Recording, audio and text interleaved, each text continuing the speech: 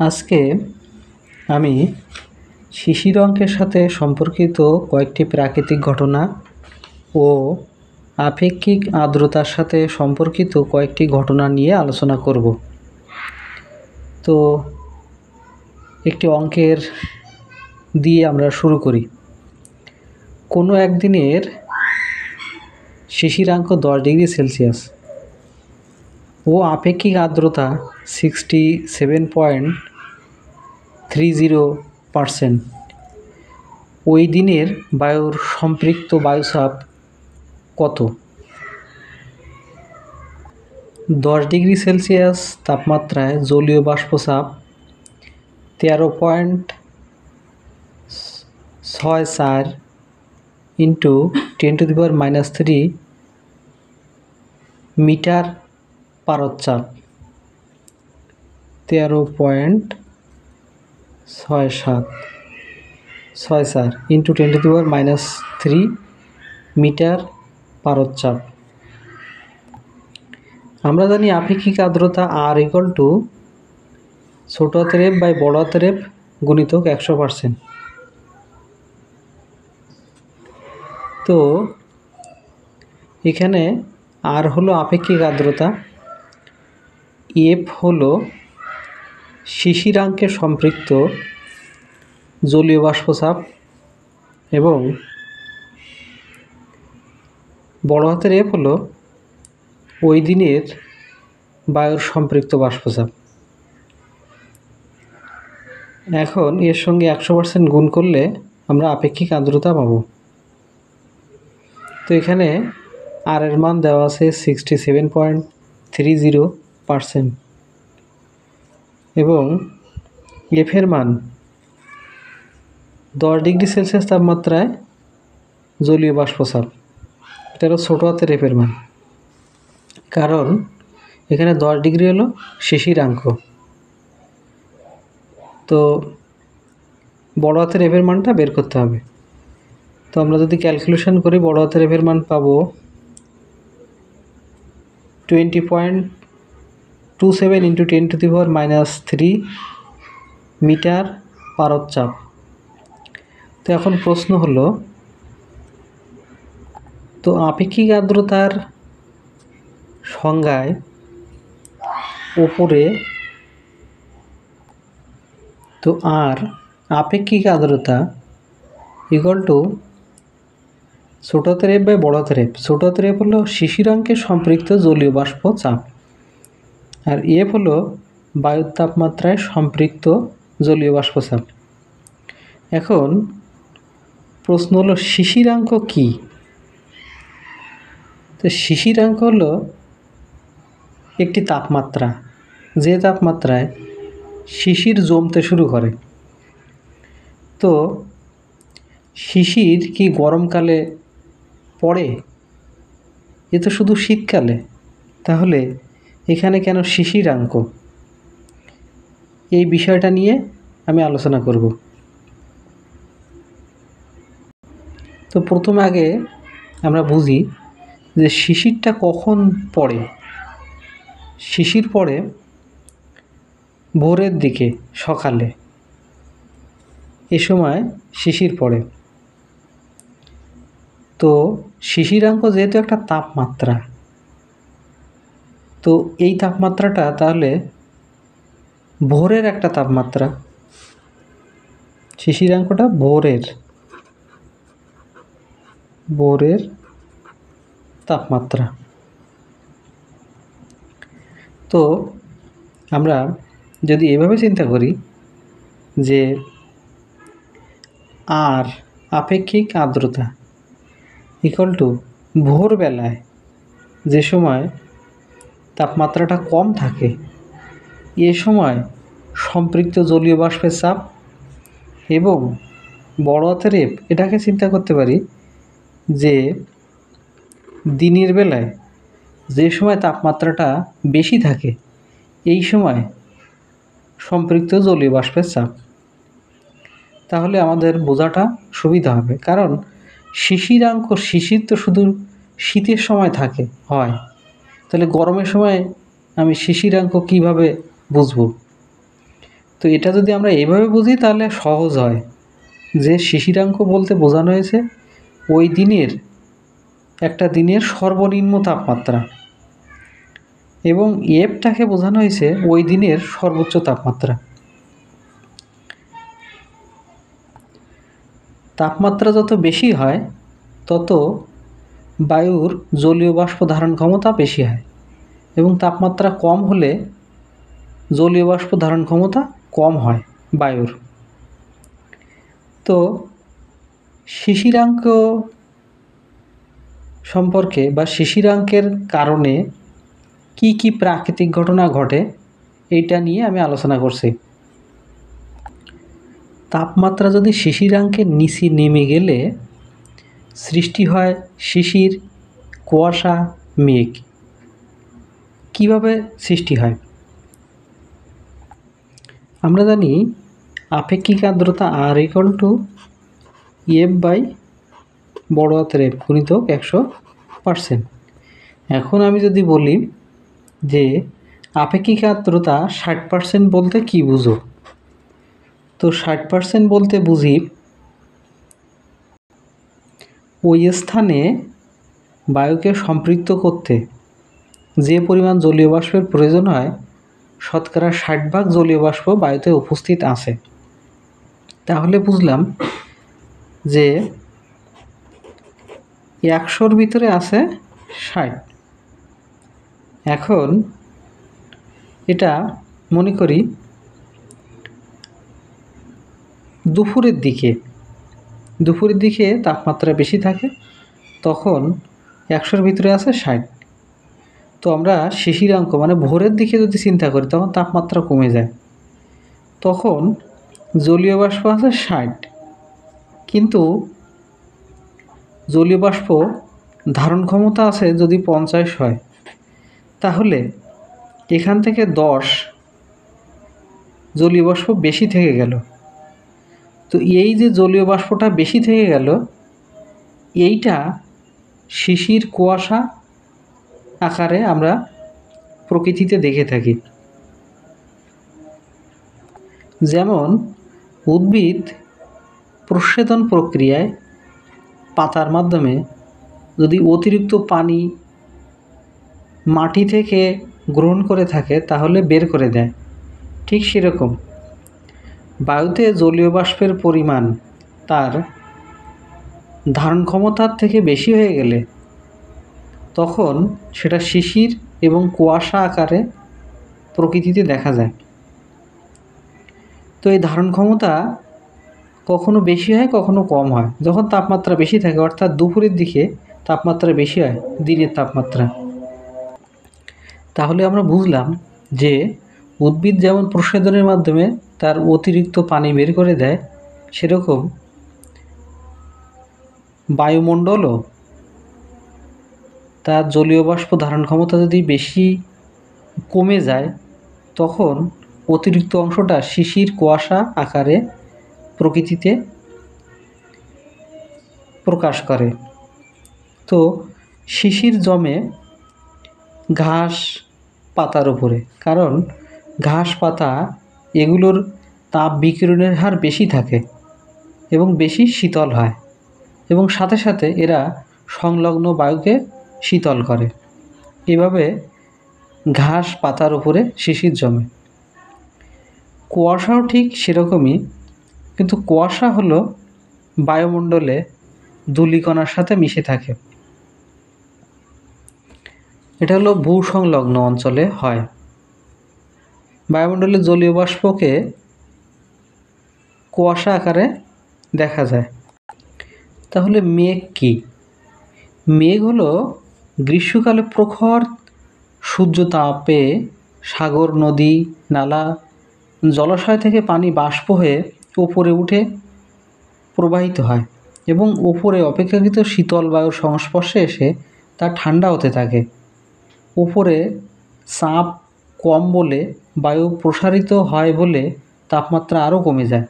এভাবে তাপমাত্রা কমে যায় যখন শিশিরাঙ্কের নিচে নেমে যায়, তখন জলীয় বাষ্প ঘনীভূত হয়ে জলকণায় পরিণত হয় এবং এই জলকণাগুলো মেঘ আকারে ভাসতে থাকে। মূলত মেঘ এবং কুয়াশা একই, তবে কুয়াশা সৃষ্টি হয় ভূসংলগ্ন অঞ্চলে আর মেঘ সৃষ্টি হয় ভূপৃষ্ঠ থেকে অনেক উপরে। এরপরে আমরা দেখি শিলা। প্রবল বায়ুপ্রবাহের কারণে কোনো কোনো সময় মেঘ অধিক ওপরে উঠে গেলে তাপমাত্রা হিমাঙ্কের নিচে নেমে যায়, ফলে জলকণাসমূহ জমে বরফে পরিণত হয় এবং এটাকে বলা হয় শিলা। এর গায়ে আরও জলকণা জমে, ফলে বরফখণ্ডের আয়তন বৃদ্ধি পায় এবং অভিকর্ষের টানে তা ভূপৃষ্ঠে পতিত হয়। এটাই শিলা। কৃত্রিম বৃষ্টিপাত। উড়োজাহাজ হতে মেঘের মধ্যে সিলভার আয়োডাইড বা লবণের কণা ছড়িয়ে দিলে জলকণাগুলো এর গায়ে জমা হয়ে বড় ফোঁটায় পরিণত হয় এবং অভিকর্ষের প্রভাবে ভূপৃষ্ঠে পতিত হয়। তো এগুলো হলো শিশিরাঙ্কের প্রভাবে, অর্থাৎ তাপমাত্রা যদি শিশিরাঙ্কের নিচে নেমে যায় তখন এই প্রাকৃতিক ঘটনাগুলো ঘটে থাকে। এখন আমরা আপেক্ষিক আর্দ্রতার কম বেশি হলে কি কি সুবিধা হয়, কি কি অসুবিধা হয়, এই বিষয়টা নিয়ে আলোচনা করব। পরিবেশের তাপমাত্রা যদি 18 থেকে 26 ডিগ্রি সেলসিয়াস এবং আপেক্ষিক আর্দ্রতা 70% থেকে 40%-এর মধ্যে থাকলে দেহ প্রয়োজনীয় তাপ বর্জন করতে পারে, তখন স্বস্তি মনে হয়। কিন্তু তাপমাত্রা বা আপেক্ষিক আর্দ্রতা এই সীমার বাইরে গেলে তখন অস্বস্তি বেড়ে যায়।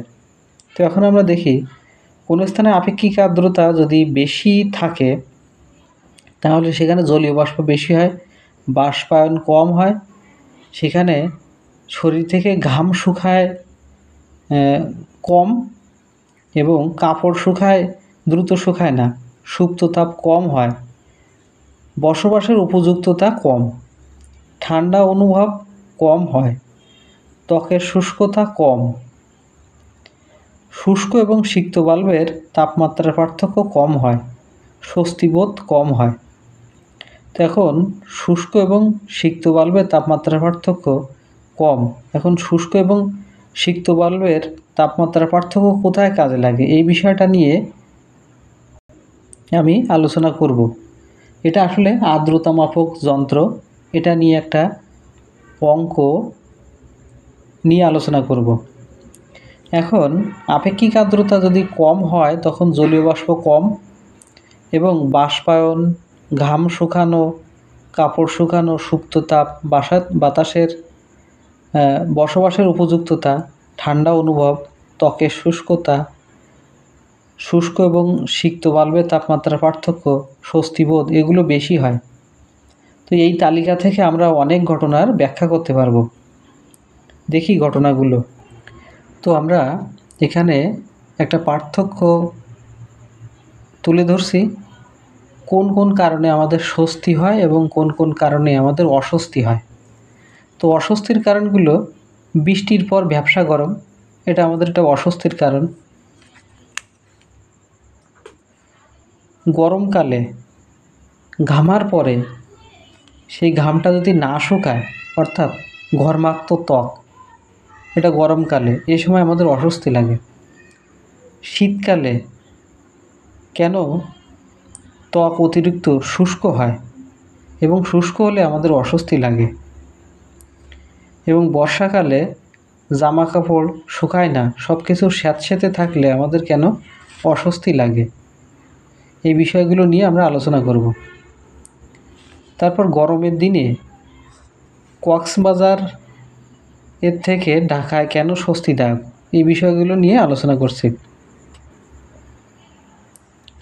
তো প্রথমে আমরা আসি গরমের দিনে কক্সবাজার থেকে ঢাকায় কেন স্বস্তিদায়ক। একই তাপমাত্রায় গরমের দিনে ঢাকা থেকে কক্সবাজার অস্বস্তিকর, কারণ কক্সবাজার যেহেতু সমুদ্র উপকূলবর্তী, তাই এর আপেক্ষিক আর্দ্রতা বেশি থাকে, অর্থাৎ জলীয় বাষ্প বেশি থাকে, যে কারণে বাষ্পায়ন কম হয়। অর্থাৎ গরমে যখন মানুষ ঘেমে যায় তখন সেই ঘাম শুকায় না। আর ঘর্মাক্ত ত্বক একটা অস্বস্তির কারণ, কিন্তু সেই তুলনায় ঢাকায় একই তাপমাত্রায় আপেক্ষিক আর্দ্রতা কম থাকে, যে কারণে ঘর্মাক্ত ত্বক দ্রুত শুকায়, বাষ্পায়ন বেশি হয়। এই কারণে কক্সবাজার অপেক্ষা ঢাকা আরামদায়ক, স্বস্তিদায়ক। আমরা প্রকৃতিতে দেখি গরমের দিনে জলাশয়ের, পুকুর, নদী নালার পানি শুকিয়ে যায়। তো এটার কারণ হলো প্রচণ্ড গরমের কারণে শুকিয়ে যায়। তাহলে আমরা শীতকালেও দেখি জলাশয়ের পানি শুকিয়ে যায়, এর কারণটা কি? কারণ গরমের দিনে আপেক্ষিক আর্দ্রতা কম এবং শীতের দিনেও আপেক্ষিক আর্দ্রতা কম, এবং আপেক্ষিক আর্দ্রতা যখন কম হয় তখন বাষ্পায়ন বেশি হয়। আপেক্ষিক আর্দ্রতা কম মানে জলীয় বাষ্প, বায়ুমণ্ডলে জলীয় বাষ্প কম থাকে, যে কারণে তার বাষ্পায়নটা বেশি হয়। তার মানে যে কোনো জায়গার পানি সে বাষ্প আকারে ওপরে তুলে নেয়। এই কারণে শীতকালেও জলাশয়ের পানি শুকিয়ে যায়। এরপরে আমরা দেখি ঘাম শুকিয়ে গেলে শরীর থেকে প্রয়োজনীয় সুপ্ত তাপ বের হয়, যে কারণে আমাদের স্বস্তি বোধ হয়। কারণটা কি? প্রকৃতির তাপমাত্রা যদি 26 ডিগ্রি সেলসিয়াস অপেক্ষা বেশি হয় তখন শরীরে তাপ বর্জনের হার কম হয়। তাই দেহ লোমকূপের মধ্য দিয়ে ঘাম নিঃসরণের মাধ্যমে তাপমাত্রা হ্রাসের চেষ্টা করে। তো এ সময় ঘামটা যদি আপেক্ষিক আর্দ্রতা কম থাকে তাহলে শুকিয়ে যায়। তো শুকিয়ে গেলে একটা সুপ্ত তাপ প্রয়োজন হয়। এই সুপ্ত তাপ শরীর নিজেই দিয়ে থাকে, যে কারণে যেখানে সুপ্ত তাপ থাকে সেখানে শরীর একটু ঠান্ডা হয়। এই কারণে শরীর থেকে প্রয়োজনীয় সুপ্ত তাপ গ্রহণ করে বলে শরীর ঠান্ডা হয়। তো ঘাম যদি না শুকাতো তাহলে সুপ্ত তাপের দরকার হতো না। এই জন্য ঘাম শুকিয়ে গেলে আমাদের স্বস্তি অনুভব হয়। এখন আমরা দেখি বর্ষাকাল অপেক্ষা শীতকালে ভিজা কাপড় দ্রুত শুকায় কেন? তো বর্ষাকালে আপেক্ষিক আর্দ্রতা বেশি থাকে, কিন্তু শীতকালে আপেক্ষিক আর্দ্রতা কম থাকে। আপেক্ষিক আর্দ্রতা কম থাকা মানে সেখানে বাষ্পায়ন বেশি, এবং আপেক্ষিক আর্দ্রতা বেশি মানে বাষ্পায়ন কম, যে কারণে বর্ষাকালে জামা কাপড় দ্রুত শুকায় না। তো এটা একটা অস্বস্তির কারণ। বর্ষাকালে যদি আপেক্ষিক আর্দ্রতা কম থাকতো তাহলে জামা কাপড় দ্রুত শুকাতো। তাহলে বর্ষাকালে আপেক্ষিক আর্দ্রতা কম হলে সেটা স্বস্তির কারণ। শীতকালে অতিরিক্ত শুষ্ক ত্বক, যেটা আমাদের অস্বস্তির কারণ, এটা কেন হয়? শীতকালে আপেক্ষিক আর্দ্রতা কম থাকার কারণে বাষ্পায়ন বেশি হয়। আপেক্ষিক আর্দ্রতা কম মানে জলীয় বাষ্প কম, যে কারণে বাষ্পায়ন বেশি হয়, যে কারণে আমাদের শরীরের নরম অংশ যেমন ঠোঁট এখান থেকে শুষ্ক হয়, কারণ এখান থেকে জলীয় বাষ্প বায়ুমণ্ডলে চলে যায়, যে কারণে আমাদের ঠোঁট ফেটে যায় এবং ত্বক শুষ্ক হয়ে যায়। এই জন্য শীতের দিনে যদি আপেক্ষিক আর্দ্রতা বেশি থাকে তাহলে সেটা আমাদের জন্য স্বস্তিদায়ক। বৃষ্টির পর ভ্যাপসা গরম, এটা অস্বস্তির কারণ। তো এই ভ্যাপসা গরমে আমাদের অস্বস্তি লাগে কেন? কারণ বৃষ্টির পর বায়ুমণ্ডলে আপেক্ষিক আর্দ্রতা বেশি থাকে, যে কারণে জলীয় বাষ্প বেশি, যে কারণে আমাদের ঘাম মানে গরমের কারণে যে ঘাম হয় এই ঘামটা শুকায় না। এজন্য বৃষ্টির পর ভ্যাপসা গরমে আমাদের অস্বস্তি অনুভূত হয়। ভোরবেলা আমাদের স্বস্তি বা প্রশান্তি বা ভালো ঘুম হওয়ার কারণ কি? কারণ ভোরবেলা আপেক্ষিক আর্দ্রতা কমে যায়, অর্থাৎ বায়ুমণ্ডলের জলীয় বাষ্প ধারণ ক্ষমতা কমে যায়, যে কারণে তখন শিশির জমে, কুয়াশা পড়ে এবং প্রকৃতি ঠান্ডা থাকে এবং বেশি ঠান্ডাও অনুভূত হয়। এই কারণে গরমের দিনে ভোরবেলা বেশ স্বস্তিদায়ক হয়। পরিশেষে আমরা বলতে পারি পরিবেশের তাপমাত্রা 18 ডিগ্রি থেকে 26 ডিগ্রি সেলসিয়াস এবং আপেক্ষিক আর্দ্রতা 70% থেকে 80%-এর মধ্যে থাকলে দেহ প্রয়োজনীয় তাপ বর্জন করতে পারে এবং স্বস্তি বোধ হয়। আলোচনার শেষে আমি সিক্ত এবং শুষ্ক বাল্ব আর্দ্রতা মাপক যন্ত্রের সাহায্যে আপেক্ষিক আর্দ্রতা কিভাবে মাপতে পারি একটা অঙ্কের মাধ্যমে বোঝাচ্ছি। কোনো একদিন সিক্ত এবং শুষ্ক বাল্ব তাপমাত্রা মাপক যন্ত্রের শুষ্ক বাল্বের পাঠ 30 ডিগ্রি সেলসিয়াস এবং সিক্ত বাল্বের পাঠ 28 ডিগ্রি সেলসিয়াস। তো এইখানে একটু বলে রাখা ভালো যে শুষ্ক বাল্বের পাঠ সবথেকে বেশি হয় এবং সিক্ত বাল্বের পাঠ কম হয়। তো শুষ্ক বাল্বের পাঠকে আমরা θ1 দ্বারা প্রকাশ করি এবং সিক্ত বাল্বের পাঠকে আমরা θ2 দ্বারা প্রকাশ করি। তো শুষ্ক বাল্ব এবং সিক্ত বাল্বের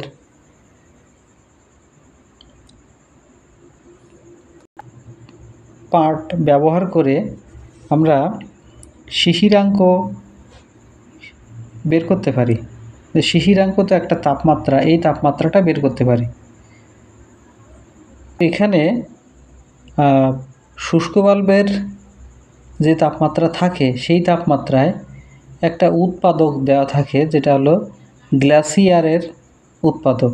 এখানে শুষ্ক বাল্বের তাপমাত্রা হলো 30 ডিগ্রি সেলসিয়াস। এই তাপমাত্রায় গ্লেসিয়ারের উৎপাদক দেওয়া আছে 1.65। এর কোনো একক হয় না। তো এখানে 26 ডিগ্রি সেলসিয়াস, 28 ডিগ্রি সেলসিয়াস এবং 30 ডিগ্রি সেলসিয়াস তাপমাত্রায় জলীয় বাষ্পের চাপ দেওয়া আছে। তো এখানে 30 ডিগ্রি সেলসিয়াস তাপমাত্রা হলো শুষ্ক বাল্বের পাঠ এবং 28 এটা হলো সিক্ত বাল্বের পাঠ। তো এখানে 26 এই তাপমাত্রাটা আমাদের শুষ্ক বাল্ব এবং সিক্ত বাল্ব কোনোটারই না। তো দেখি আমরা শুরু করি। আমরা জানি θ1 - θ = g × θ1 - θ2। তো আমরা প্রথমে বলেছি θ1 হলো শুষ্ক বাল্বের পাঠ, θ2 হলো সিক্ত বাল্বের পাঠ। তাহলে এখানে θ কি? এখানে θ হলো শিশিরাঙ্ক।